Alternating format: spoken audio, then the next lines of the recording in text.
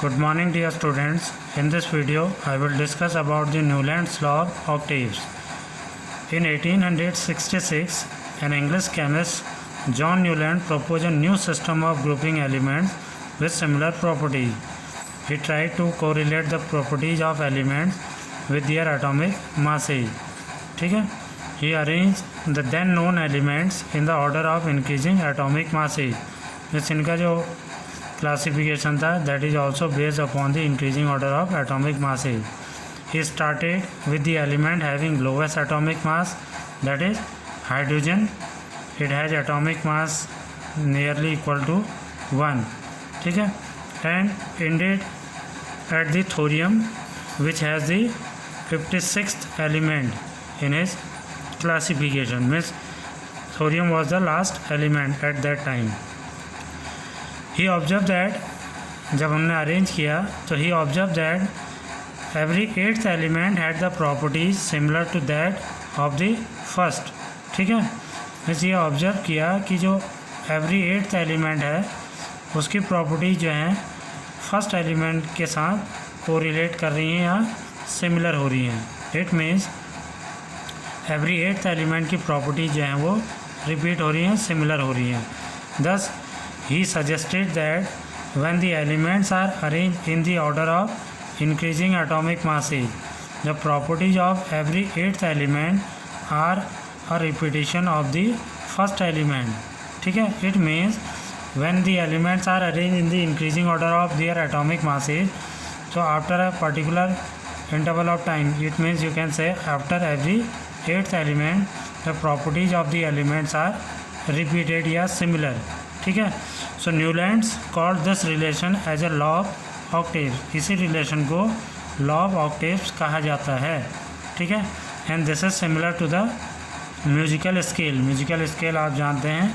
In musical scale every eighth note is same as the first one, that is सा, रे, गा, मा, पा, धा, ni and then sa. It means if you count from sa तो eighth में फिर से सा रिपीट हो जाएगा 1 2 3 4 5 6 7 8. ठीक है? आप कहीं से भी काउंट कीजिए तो एवरी एट्थ नोट जो है वो रिपीट होता है. तो इसी रिलेशन को ऑक्टेव कहा जाता है. तो इसी रिलेशन के according Newlands try to classify the known element at that time. ठीक है? Now you can see this is the original form of Newland's octave. ठीक है? सारे एलिमेंट्स इसमें नहीं हैं. These are the notes of music, सा, रे, गा, मा, पा, धा, नी. ठीक है? तो अब एट्थ में फिर से सा आ जाएगा.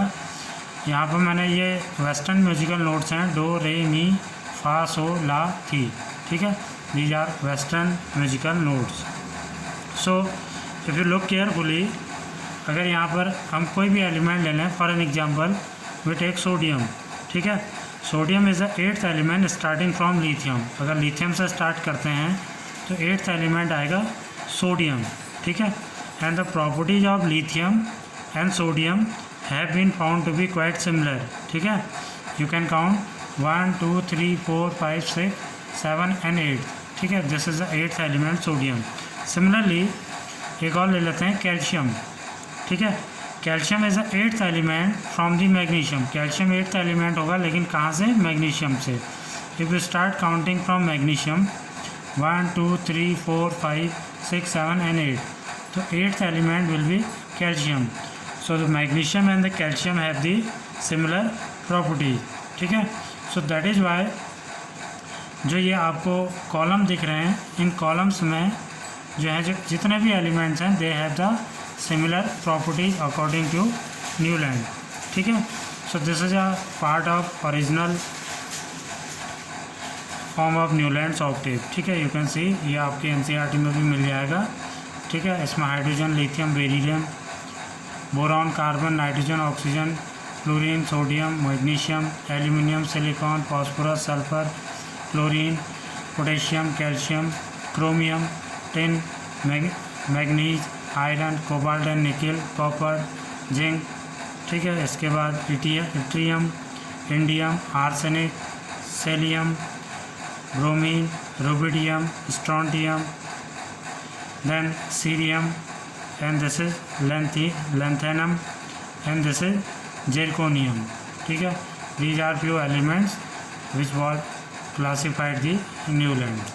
ठीक है, but there are many limitation of this law of octave also. Newland's law of octave के बहुत सारे limitation भी यहाँ पर देखने को मिलते हैं. limitation क्या है? द फर्स्ट लिमिटेशन या ड्रॉबैक भी आप कह सकते हैं, the law of octave was found to be applicable up to calcium only.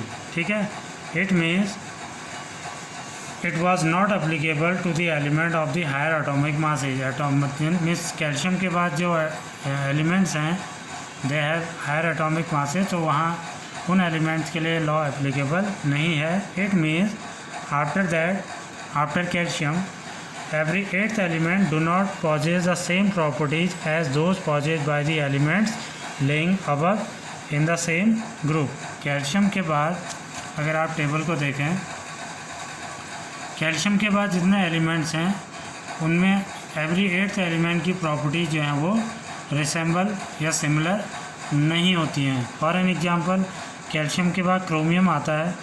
Chromium और इट्रियम इनकी प्रॉपर्टीज सिमिलर नहीं होती हैं. सिमिलरली टिन और इंडियम की प्रॉपर्टीज सिमिलर नहीं होती हैं. ठीक है, सिमिलरली कॉपर और रुबिडियम इनकी प्रॉपर्टीज सिमिलर नहीं होती हैं. निकल और ब्रोमीन की प्रॉपर्टीज भी सिमिलर नहीं हैं. ठीक है, this law was found to be applicable up to calcium only. This was the first limitation of the Newlands law of octave. The second one, the position of hydrogen along with the fluorine and chlorine was not justified on the basis of chemical properties. ठीक है, miss chlorine और fluorine के साथ hydrogen को रखना hydrogen की position को justify नहीं करता है on the basis of chemical properties. You can see this is hydrogen. Hydrogen के साथ क्लोरीन और फ्लोरीन दोनों को रखा गया है, जबकि क्लोरीन और फ्लोरीन की जो प्रॉपर्टीज हैं they are quite different from hydrogen. ठीक है, next the third limitation is that Newland assumed that there were only 56 elements existed in the nature and no more element would be discovered in the future. It means एक तरह का prediction उन्होंने कर दिया कि there will be only 56 elements found in the nature and there will be no new element discovered in the future. ठीक है, but we know that after that many new element are discovered.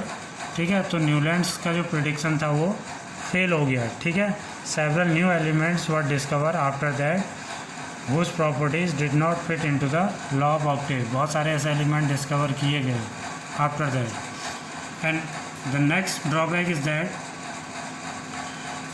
in order to fit the element into his table, Newland adjusted two elements in the same slot and also put the some unlike elements under the same column. ठीक है, बहुत सारी जगह पे क्या किया Newlands ने, अपनी टेबल में एलिमेंट्स को अरेंज करने के लिए एक ही स्लॉट पे दो एलिमेंट्स को एक साथ रख दिया. ठीक है, इसके अलावा कहीं कहीं पर ऐसे एलिमेंट्स को भी रख दिया जो दूसरे एलिमेंट्स से बिल्कुल आपका डिसिमिलर थे. मीन्स अनलाइक एलिमेंट्स को सेम कॉलम में रखना ये भी एक बहुत बड़ा ड्रॉबैक था. ठीक है, जैसे आप यू कैन सी यहाँ पर कोबाल्ट और निकल हैं, दोनों को एक ही स्लॉट पर रख दिया. और अगर कॉलम में देखें cobalt and nickel are metals, ये दोनों मेटल्स हैं, जबकि hydrogen, fluorine, chlorine and bromine इनके साथ कोबाल्ट और निकल को रखा गया है. Hydrogen, fluorine, chlorine and bromine they are non metal, ये नॉन मेटल हैं. ठीक है, सो ये एक बहुत बड़ा ड्रॉबैक था इनकी टेबल्स का. Cobalt and nickel are in the same slot, these are place in the same column of the fluorine, chlorine and bromine which have very different properties than these element. ठीक है, iron, अब अगर आप iron को देखें, यहाँ पर देखिए iron which resemble cobalt and निकल इन प्रॉपर्टीज. आयरन की प्रॉपर्टीज जो हैं कोबाल्ट और निकिल से बहुत ज़्यादा रिसेंबल करती हैं, because iron, cobalt and nickel they all are heavy metals, ये हैवी मेटल्स हैं, ठीक है। So the iron has been place far away from these element, जबकि आयरन इनके आसपास होना चाहिए या आयरन के कॉलम में कोबाल्ट और निकिल भी होने चाहिए, जबकि आयरन और कोबाल्ट को जो है इनसे बहुत ज़्यादा दूर रखा गया आपस में, ठीक है। So this was a last drawback of the Newlands law of Octave, clear. So after that we will discuss about the Mendeleev periodic table in the next video. That's all for today. Thank you and have a nice day.